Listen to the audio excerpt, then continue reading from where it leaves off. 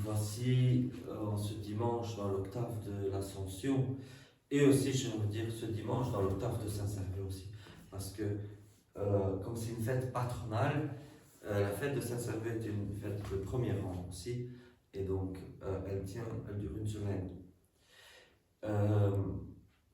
J'ai prêché jeudi sur l'Ascension elle-même. Ici, je vais juste vous rappeler quelques mots de l'épître qui a été lu ce matin. Saint Pierre, vous savez que nous avons commencé le temps pascal par la lecture de Saint Pierre. Et ça continue quelque part. La lecture d'aujourd'hui n'a pas grand-chose à voir avec l'ascension en elle-même, mais ça continue un petit peu cet enseignement moral, j'ai envie de dire. À partir de la Pâque, on commençait à lire Saint Pierre parce que c'était un enseignement moral qui devait être donné aux néophytes, à ceux qui venaient d'être baptisés. Et ici, on est juste dans l'inertie. En réalité, il n'y a plus d'enseignement à donner aux néophytes, mais on est toujours dans l'inertie. Mais quand même, c'est un passage quand même un peu intéressant. Je vais quand même vous dire quelques mots là-dessus. Donc ici, l'épître d'aujourd'hui commence par « Soyez prudents et veillez dans la prière ». Prier, comment veiller? Veiller dans la prière. Saint Paul nous dira prier toujours, prier sans cesse. Comment prier? Prier, c'est donner du temps pour Dieu, se donner du temps pour Dieu, donner à Dieu de notre temps, être en communication avec Dieu. Sans la prière, on ne réussit à rien faire. Bien sûr, il y a les prières, on prie quand on se lève, on prie avant de se coucher, on prie avant et après les repas, bien sûr. Mais notre prière quotidienne ne doit pas se limiter à ça. Parce que si nous nous limitons à ça, finalement, notre relation avec Dieu, elle n'est pas énorme. Imaginons-nous un fils qui parle à ses parents seulement un peu le matin, un peu le soir et un peu avant chaque repas. C'est pas beaucoup. Ses parents diraient, mais cet enfant nous cache beaucoup de choses. Cet enfant, ou bien il a un petit problème, ou il garde plein de choses en lui-même. Alors, essayons de donner plus de notre temps pour parler à Dieu. Mais surtout, dit Saint Pierre, ayez les uns pour les autres une charité persévérante, car la charité couvre une multitude de péchés. Ça ne veut pas dire que la charité, notre charité vers quelqu'un, lui donne l'absolution, ou nous donne à nous l'absolution. Ça a été mal interprété à un moment donné par des gens qui ont dit la charité couvre une multitude de péchés, je vais faire la charité à des mendiants, et comme ça, je me fais absoudre mes péchés. Même Saint Augustin, qui est le grand ennemi du pélagianisme, dit à un moment donné que le péché véniel de nous les pardonne quand nous faisons le monde. Même lui, il fait cette erreur-là, mais il ne faut pas tomber dans ce piège. Ça ne veut pas dire ça, ça veut dire que la charité couvre une multitude de péchés. Ça veut dire que grâce à la charité que nous exerçons envers quelqu'un, ce quelqu'un, à un moment donné, peut avoir une bonne tendance vers Dieu et le ramener à Dieu parce que nous avons une conduite charitable envers lui. Exercez entre vous l'hospitalité sans murmurer. Sans murmurer. Ça veut dire que vous savez que dans les premiers temps, il n'y avait pas d'hôtel, en tout cas pas beaucoup d'hôtels, pas comme dans nos jours, il y en avait quand même quelques-uns, mais avant tout, les gens devaient compter sur des étrangers, sur des gens qu'ils ne connaissaient pas, quand ils étaient en voyage pour se faire héberger. Et donc on demande aux chrétiens. Donc ça ne veut pas dire que maintenant on doit nécessairement ouvrir la porte au clochard.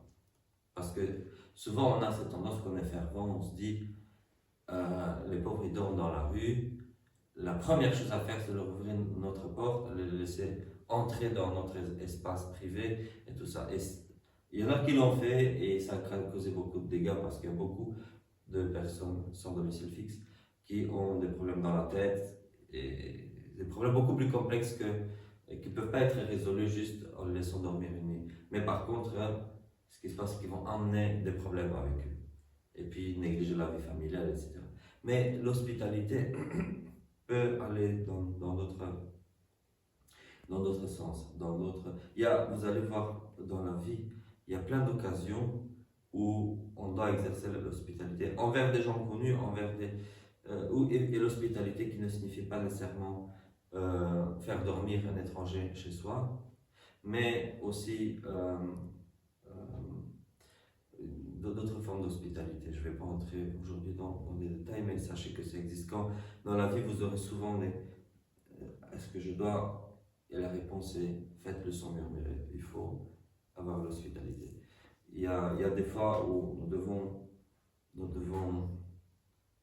exercer cela, et je sais que l'homme moderne pense tout le temps, du coup, la seule chose à faire, c'est d'aller à l'hôtel. Hein. Nous avons été accueillis avec une grande hospitalité par des gens qui nous sont partis en vacances, n'est-ce pas? Il est de notre ressort d'accueillir d'autres, ainsi de suite. Voilà. Je ne vais pas entrer dans les détails, mais je pourrais prêcher 2 heures là-dessus. Que chacun mette au service des autres le don spirituel qu'il a reçu, comme doivent faire de bons dispensateurs de la grâce multiforme de Dieu.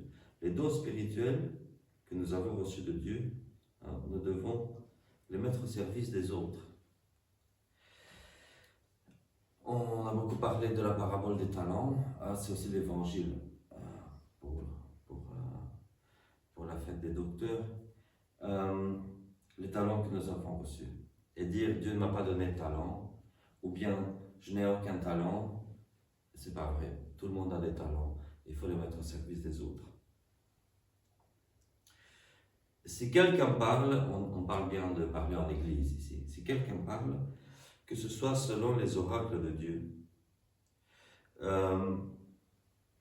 Dans le christianisme primitif, il y avait une catégorie de ministres de l'Église qui étaient les docteurs de l'Église. Aujourd'hui, on dit docteur de l'Église à propos de quelqu'un, ou plus souvent un évêque, sinon un prêtre, sinon un diacre, ou une religieuse, qui ont lutté contre les hérésies, qui ont écrit des choses théologiques très intéressantes, et on fait mémoire d'eux comme des saints docteurs de Dieu. Mais dans le christianisme primitif, dans le christianisme eurif, il n'y avait pas ça. C'était un ordre spécial. Le ministère des docteurs, aujourd'hui, s'est cumulé avec celui des évêques et parfois avec celui des prêtres. Mais tout au début, il y a quelques cas, comme par exemple Tertullien, qui n'était pas prêtre, mais qui était docteur de l'Église. Il enseignait, il faisait les catéchèses. Et puis, on l'a ordonné prêtre parce qu'on a trouvé qu'il fallait qu'il soit dans les saints ordres. Mais encore à l'époque où nous écrit Saint Pierre, ces docteurs, on parle aussi dans le livre des Actes des Apôtres, des docteurs, ils n'étaient pas nécessairement prêtres ou diacres ou évêques, pas nécessairement.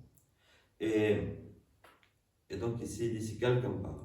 Ça veut dire que, vous savez, dans la synagogue, ce qui se passe, c'est que quand le serment a été fait, on dit, il y a parfois des étrangers, des gens qui viennent d'ailleurs, qui ne sont pas des membres de la congrégation, mais qui viennent d'ailleurs. Et souvent, celui qui prêche dit à ceux qui sont là, à ces étrangers, à ces invités en fait, leur dit, si vous avez une parole, venez la dire devant les gens. Et Saint Paul en profitait, les apôtres en général en profitaient quand ils allaient annoncer Jésus dans les synagogues. Ils allaient au culte synagogal, et à la fin, quand traditionnellement il y avait cette hospitalité-là qui disait prenez la parole, là ils en profitaient pour annoncer Jésus. Et parfois ça marchait, parfois on leur jetait des cailloux. Et donc les premiers chrétiens devaient avoir ça aussi, que celui qui veut parler. On a annoncé la parole. Vous savez, dans l'église Rive, il n'y avait pas encore de Bible, en tout cas pas comme nous la connaissons. Il n'y avait pas de Nouveau Testament, pas encore. Et tout au début, on lisait les prophètes, et puis celui qui présidait, c'est-à-dire l'évêque, faisait un sermon où il parlait de Jésus. Il parlait de ce qui a été transmis oralement de Jésus. Et donc à ce moment-là, parfois il y avait des gens, ces docteurs, qui voulaient prendre la parole dans l'assemblée. Donc qu'il soit selon les oracles de Dieu, c'est-à-dire que celui qui devait venir faire un petit mot d'enseignement ne devait pas parler de la pluie, du beau temps, comment il a été au marché et quel est le prix de l'avoine, mais selon les oracles de Dieu, de ce que ce que Dieu lui a donné d'enseigner. Si quelqu'un exerce un ministère, que ce soit comme employant une force que Dieu donne, que ce soit comme employant une force que Dieu donne, exercer le ministère avec force. Pour nous qui sommes dans le ministère de l'Église, je vais vous dire, c'est pas facile d'exercer le ministère avec force. Mais parfois, il faut le faire. Souvent, on nous dit qu'il ne faut pas dire aux gens tu dois, ou il faut que tu. On dit il ne faut pas leur dire ça. Il ne faut pas dire il faut. Mais en fait, parfois dans la vie, il faut. Parfois dans la vie, quand tu es prêtre, il y a quelqu'un qui vient et te dit un truc, et la personne est complètement elle tourne en rond dans sa tête. Il faut dire, non, il faut que tu arrêtes ça. Il faut que tu fasses telle chose. C'est une chose que nous, prêtres, devons dire. C'est pas selon le monde d'aujourd'hui. Le monde d'aujourd'hui n'aime pas ça. Ah, laisse-la faire ce qu'elle veut. Laisse-le faire ce qu'il veut, c'est sa vie. Oui, mais sauf que si il ou elle vient vers le prêtre et demande un conseil, c'est pas bon que le prêtre dise à la personne, hein, fais ce que tu veux, c'est toujours bon. Non, c'est de dire, non, alors, tu es venu chez moi pour un truc, je te dis ce que tu dois faire. Tu arrêtes ces trucs-là et tu fais comme je te dis. Et c'est ça guider une personne dans le ministère. Afin qu'en toute chose, Dieu, ici on parle de Dieu le Père, en toute chose Dieu le Père, soit glorifié par Jésus-Christ et que Jésus-Christ soit glorifié. Et c'est à lui, à Jésus-Christ, qu'appartient honneur et puissance dans les siècles des siècles, dit l'apôtre. En affirmation de la divinité du Christ. Mais qu'est-ce qu'on doit retenir de ça? C'est que dans toutes les choses que nous faisons, et dans toute éthique, hein, que chaque fois qu'on se pose, notre éthique chrétienne, nos voisins, les musulmans, ils disent, bon, je lis dans le Coran, c'est comme ça ou c'est comme ça, c'est tchik et tchak, règle. Pour nous les chrétiens, ce sont les principes avant les règles. Chaque fois qu'il y a une règle, s'il y a une règle, c'est parce qu'il y a un principe. Et parfois, il faut modifier la règle, mais le principe reste le même. Ce n'est pas la règle pour l'amour du règle, c'est pour l'amour du principe. Et c'est de là que vient notre éthique. Pour que, en toute chose, Dieu soit glorifié. Tout ce que nous faisons en Église, et même, j'ai envie de dire, dans la vie de tous les jours, doit être fait pour la gloire de Dieu et le salut des humains. Après ça, je dirais le salut, le bien-être, la sanctification des autres. Mais disons comme ça, tout ce que nous faisons, que ce soit pour la gloire de Dieu et le salut et la sanctification et le bien-être de ceux qui nous entourent. Et c'est ça qui doit être notre règle de vie.